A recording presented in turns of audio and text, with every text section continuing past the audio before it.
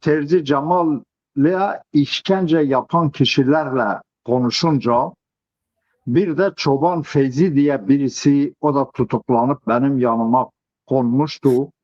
O çobanı da dinleyince, hani derler ki son damla, yani şeyi taşıran son damla, yani Terzi Cemal'le yaptırılan, ona yapılan o işkencecileri ben dinlediğim zaman artık, yani değil PKK'yı, Kürdistan'ı bana tapu etselerdi, deseydi susacaksın, ben artık susmayı vicdanıma yediremezdim ve gerçekten bütün hayalim Beyrut'a ulaşmak, bir kalem defter bulmak, cezaevinden çıktığımdan bugüne kadarı yazmak, basın toplantısı düzenleyip üzerime benzin döküp basın toplantısına gitmek, kitabı bırakarak kendime çakmağı çakmak.